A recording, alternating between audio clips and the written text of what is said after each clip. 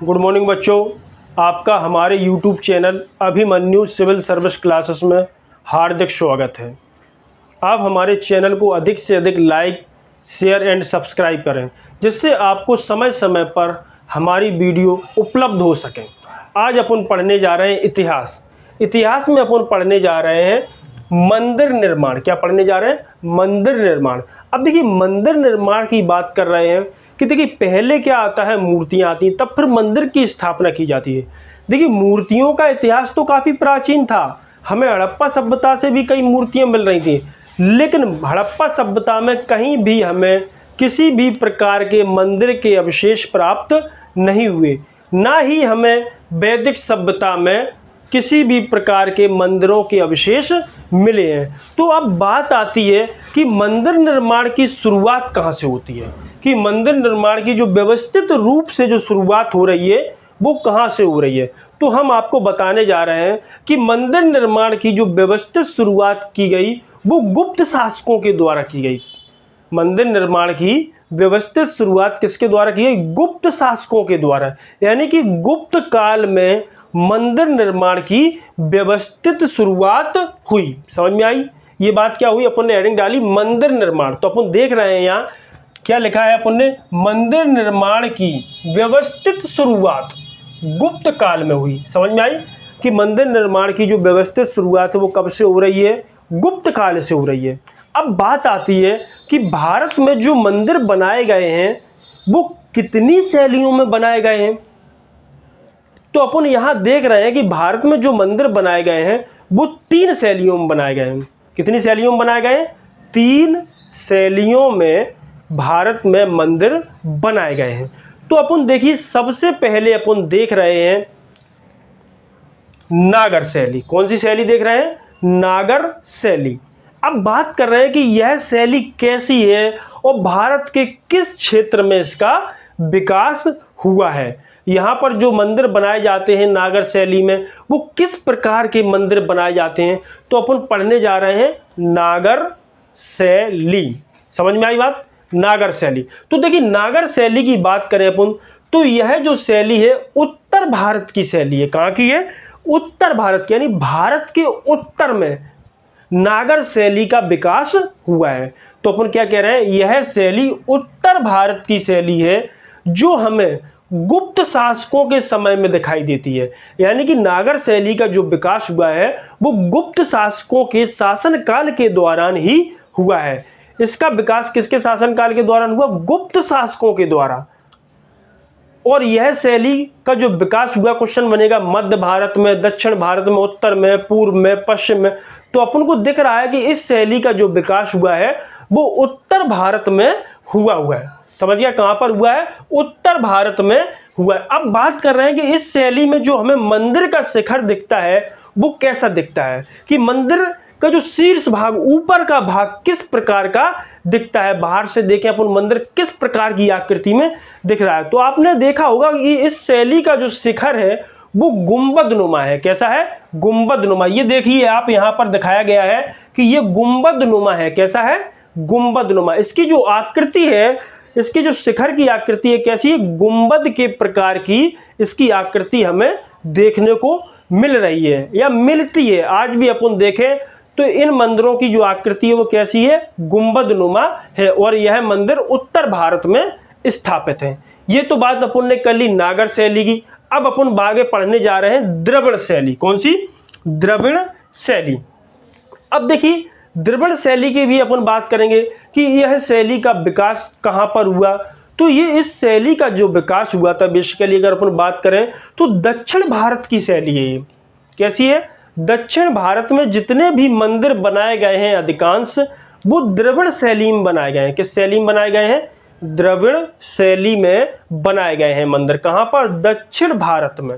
अब बात कर रहे हैं कि ये जो मंदिर बनाए गए हैं द्रविड़ शैली में, इनमें जो मंदिरों का जो शीर्ष भाग, जो शिखर होता है वो कैसा होता है।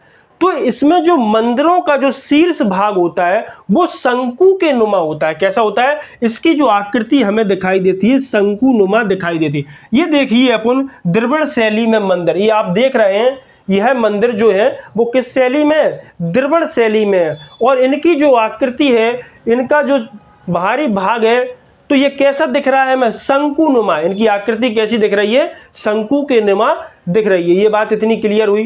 तो देखिए यहाँ तक कि अपन ने दो शैलियाँ पढ़ ली, नागर शैली और द्रविड़ शैली। नागर शैली में मंदिर का शिखर कैसा था? गुंबदनुमा था। और द्रविड़ शैली में मंदिर का शिखर कैसा था? शंकुनुमा था। समझ गए? अब अपन इसकी तीसरी शैली पढ़ रहे हैं, बेसर शैली। कैसी? बेसर शैली। अब ये बेसर शैली का विकास कहाँ पर हुआ? बेसिकली अपन बात कर रहे हैं इस शैली का जो विकास हुआ वो इन दो शैलियों के मध्य में हुआ, यानी कि उत्तर भारत और दक्षिण भारत के बीच का जो क्षेत्र है वहाँ पर इस शैली का विकास हुआ। तो अब देखिए इस शैली का विकास जब बीच में हो रहा है तो इस शैली में जो मंदिर भी प्राप्त होंगे अपन को, जो मंदिर भी बनाए गए होंगे, उनकी आकृति की बात करें अपन कि वो कैसे होंगे, तो कुछ तो जो मध्य के हैं जो लोग, वो उत्तर के लोगों से सीखेंगे और कुछ दक्षिण के लोगों से सीखेंगे, यानी दोनों लोगों से सीखेंगे। तो इस जो बेसर शैली में जो मंदिर बनाए गए हैं वो नागर शैली एवं द्रविड़ शैली दोनों का मिश्रण है। कैसा है? तो अपन देख रहे हैं कि इस शैली का विकास भारत के मध्य में हुआ। कहाँ पर हुआ? भारत के मध्य में हुआ। किस शैली का? बेसर शैली का। बेसर शैली का जो विकास आपको देखने को मिल रहा है वो कहाँ पर है? भारत के मध्य में, यानी बीचों बीच में हुआ है। समझ गए? अब उत्तर से भी सीखा, दक्षिण से भी सीखा इनने, तो दोनों का मिश्रण हो गया। तो अब देख रहे हैं इस शैली में नागर और बेसर शैलियों का मिश्रण मिलता है। किसका? नागर शैली और बेसर दोनों प्रकार की शैलियों का मिश्रण मिलता है। ये बात समझ में आई?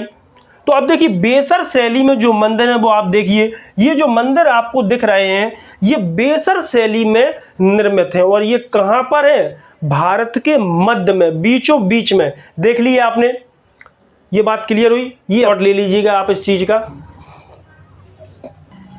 देखिए अब अपन पढ़ने जा रहे हैं कुछ गुप्तकालीन मंदिरों की बात कर रहे हैं कि गुप्त काल में किन किन मंदिरों का निर्माण किया गया। समझिए उत्तर भारत में किन किन मंदिरों का निर्माण किया गया, किसके द्वारा? गुप्त शासकों के द्वारा। तो देखिए इसमें अपन सबसे पहले देख रहे हैं दशा अवतार मंदिर। कौन सा? दशा अवतार मंदिर। यह मंदिर गुप्त शासकों के द्वारा झांसी के पास ललितपुर में बनवाया गया। कहाँ बनवाया गया? क्वेश्चन बनेगा कि 10 अवतार मंदिर कहाँ पर है, तो अपन कहेंगे ललितपुर। ललितपुर बोले तो झांसी, झांसी बोले तो उत्तर प्रदेश में है। कहाँ पर है? उत्तर प्रदेश में यह मंदिर स्थित है। इसके बाद वो नेक्स्ट मंदिर की अगर बात कर रहे हैं तो तिगवा मंदिर। कौन सा मंदिर? तिगवा मंदिर। यह जो तिगवा मंदिर है अपना, ये कहाँ पर है? जबलपुर में स्थित है। नेक्स्ट अपन देखने जा रहे हैं भीतरी ग्राम मंदिर। भीतरी ग्राम मंदिर ये अपना कहाँ पर है? ये अपना कानपुर में है। कानपुर बोले तो उत्तर प्रदेश में है। ये अपन ने जबलपुर मध्य प्रदेश में है। ये बात समझ में आया? भीतरी ग्राम मंदिर कहाँ पर है? कानपुर में। इसको भी गुप्त शासकों के द्वारा बनवाया गया था। नेक्स्ट अपन देख रहे हैं खो का शिवलिंग। क्या? खो का शिवलिंग मंदिर। ये जो खो का शिवलिंग मंदिर है ये अपना नागौद में है। कहाँ पर? नागौद। नागौद बोले तो सतना जिले में, सतना बोले तो मध्य प्रदेश में। ये सतना कहाँ पर आता है? अपना मध्य प्रदेश में आता है।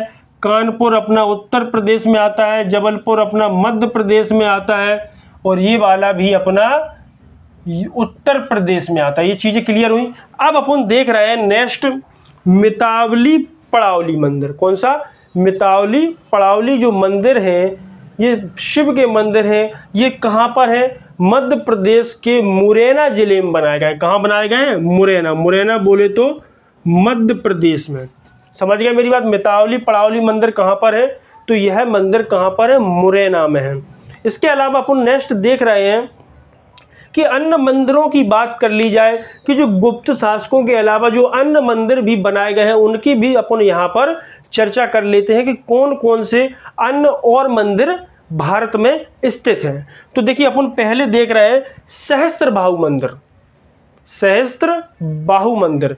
देखिए ये सहस्त्र बाहु मंदिर है, इसको स्थानीय नागरिक सास बहू के मंदिर के नाम से भी जानते हैं। अब ये सहस्त्र बाहु मंदिर जो है वो ग्वालियर के किले पर निर्मित है। कहाँ पर है? ग्वालियर के किले पर निर्मित है। अब ये जो सहस्त्र बाहु मंदिर के निर्माण की बात कर रहे हैं तो इसका जो निर्माण था वो कछवा राजा महिपाल ने करवाया था। किसने करवाया था? कछवा राजा महिपाल ने। कौन सा मंदिर? सहस्त्र बाहु मंदिर। कौन सा? सहस्त्र बाहु। मैंने बोला स्थानीय लोग इसको क्या कहते हैं? सास बहू का मंदिर। किसका?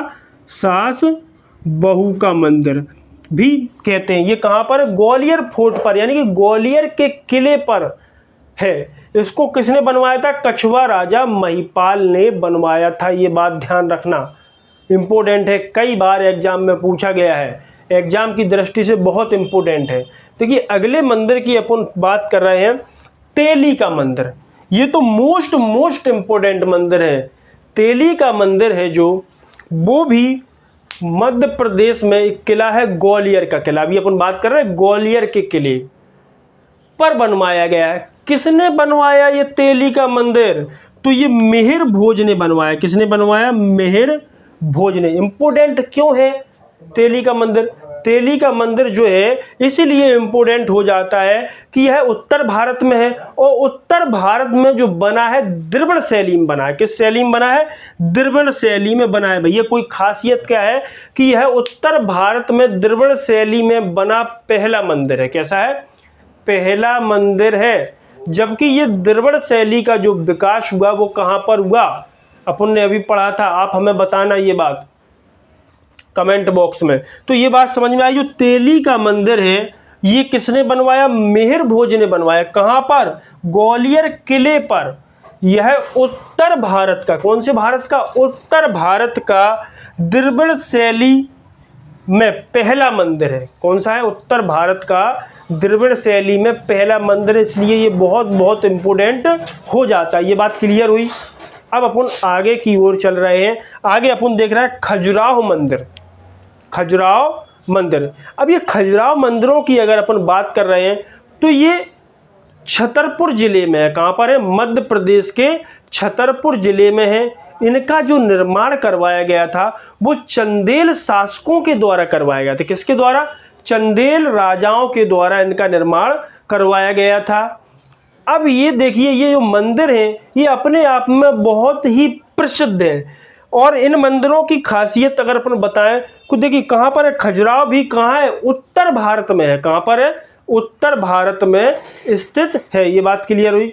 इसके अलावा इनका निर्माण चंदेल शासकों ने कब से कब तक करवाया था? अगर बात की जाए तो 950 ईस्वी से 1050 ईस्वी के मध्य किसने करवाया? चंदेल शासकों में। यहाँ पर बहुत सारे मंदिर हैं, बहुत सारे, जैसे कंदरिया महादेव मंदिर, चित्रगुप्त मंदिर, तिगवा मंदिर, सॉरी तिगवा नहीं, चित्रगुप्त मंदिर, धंगदेव मंदिर। अब बात करें यहाँ पर जो अधिकांश मंदिर यानी सबसे ज़्यादा मंदिरों का निर्माण किस शासक ने करवाया? तो वो धंगदेव चंदेल था। इसने यहाँ पर बहुत सारे कई मंदिरों का निर्माण करवाया। ये बात समझ में आई कि खजुराहो के मंदिर कहाँ पर है? छतरपुर में। इनका निर्माण किसने करवाया? चंदेल वंश के शासकों ने करवाया, चंदेल राजाओं ने करवाया। नेक्स्ट अपन देख रहे हैं महाबलीपुरम के रथ मंदिर। महाबलीपुरम के रथ मंदिर, तो इनका निर्माण जो था पल्लव शासकों ने करवाया। किसने करवाया? पल्लव वंश के शासकों के द्वारा महाबलीपुरम के सप्त रथ मंदिरों का निर्माण करवाया गया। ये कहाँ पर है? ये दक्षिण भारत में स्थित है। ये अपना मंदिरों वाला जो चैप्टर था ये अपना यहीं कंप्लीट हुआ। आप हमारे YouTube चैनल को सब्सक्राइब करें, लाइक करें एंड शेयर करें, जिससे आपको आने वाली वीडियो समय पर उपलब्ध हो जाएगी। धन्यवाद। स्क्रीनशॉट ले लीजिएगा आप।